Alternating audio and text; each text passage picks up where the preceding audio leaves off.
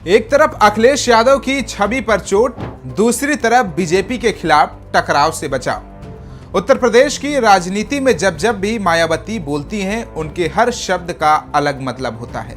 और इस बार उन्होंने जब योगी सरकार की तारीफ की और साथ ही अखिलेश यादव पर हमला बोला, तो पूरे सियासी हलके में हलचल मच गई। क्योंकि बसपा सुप्रीमो के लिए बीजेपी की सराहना करना कोई मामूली बात नहीं, खासकर तब जब यूपी में सियासी जंग 2027 की तैयारी में गरमाने लगी है। अब सवाल यही कि क्या मायावती का हाथी भगवा होने वाला है? सबसे पहले ये वीडियो देखिए, फिर आगे की कहानी बताएंगे। वर्तमान राज्य सरकार की भी बहुत बहुत आभारी है, और इसलिए आभारी है क्योंकि इस स्थल को देखने वाले लोगों के टिकटों का इकट्ठा हुआ पैसा पूर्व की रही सपा सरकार की तरह वर्तमान भाजपा की राज्य सरकार ने इसे दबाकर नहीं रखा है, बल्कि पार्टी के आग्रह करने पर इसकी मरम्मत करने पर पूरा खर्च किया है। मायावती ने कहा कि योगी सरकार ने कानून व्यवस्था पर कुछ अच्छे कदम उठाए हैं, जनता को राहत मिली है। अब ये बयान सिर्फ तारीफ तक नहीं सीमित रह गया, बल्कि ये पॉलिटिकल सिग्नल है। दरअसल मायावती अब खुद को हर बात पर विरोध करने वाली नेता के बजाय संतुलित और व्यवहारिक विपक्ष के रूप में पेश कर रही हैं। ये वही रणनीति है जिससे वो एक बार बीजेपी से टकराव नहीं चाहती और दूसरी तरफ समाजवादी पार्टी को घेरने का मौका भी नहीं छोड़ रही हैं। पुरानी कड़वाहट का नया अध्याय। मायावती ने साफ कहा है कि सपा के राज में गुंडा राज था, आम जनता डरी रहती थी। ये वही पुरानी लाइन है, लेकिन नए संदर्भ में बेहद अहम है, क्योंकि आज सपा ही एकमात्र ऐसी पार्टी है जो यूपी में बीजेपी को चुनौती देने की स्थिति में है।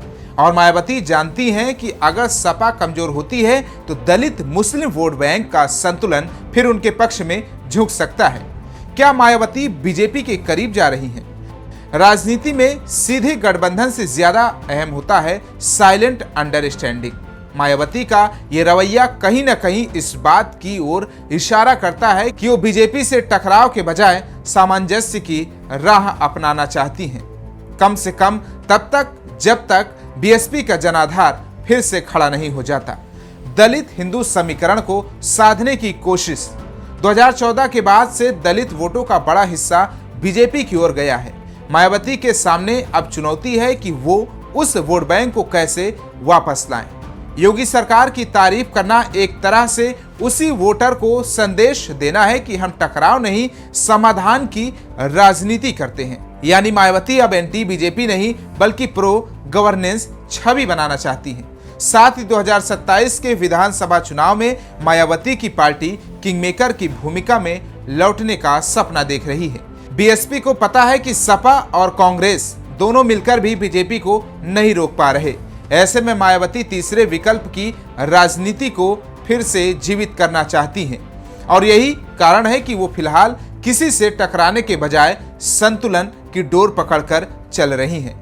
मायावती ने समाजवादी पार्टी और उसके पीडीए फॉर्मूले को निशाना बनाया। मायावती अच्छी तरह जानती हैं कि उनके दलित वोट बैंक पर सबसे बड़ा हमला सपा की ओर से हो रहा है, खासकर उसकी पीडीए रणनीति और जातिगत जनगणना की मांग के जरिए।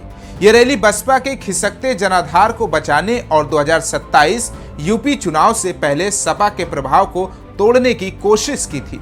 अखिलेश यादव ने 2024 लोकसभा चुनाव में पीडीए को अपनी मुख्य रणनीति बनाया, जिसका असर यूपी में सपा की 37 सीटों की जीत में दिखा। इस फॉर्मूले ने दलित, मुस्लिम, ओबीसी गठजोड़ को मजबूत किया, जो पहले बसपा का कोर वोट बैंक था। मायावती ने रैली में सपा को दोगला बताते हुए कहा कि वो सत्ता में रहते पीडीए भूल जाती है, लेकिन विपक्ष में इसका ढोंग करती है।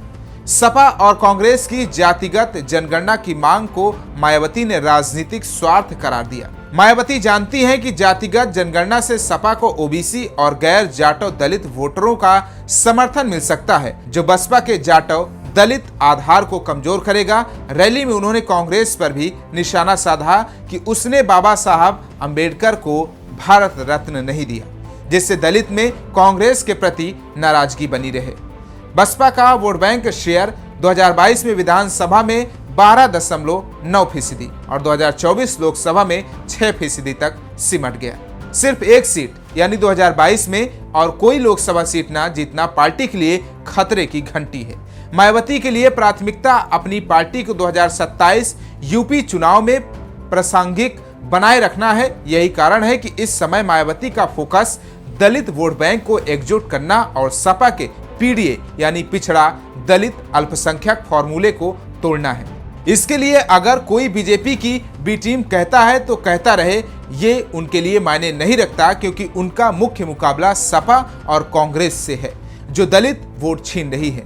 बी टीम का टैग इस संदर्भ में मायावती के लिए नुकसानदायक नहीं, क्योंकि गठबंधन की स्थिति में इसे अपने फायदे में बदल सकती है।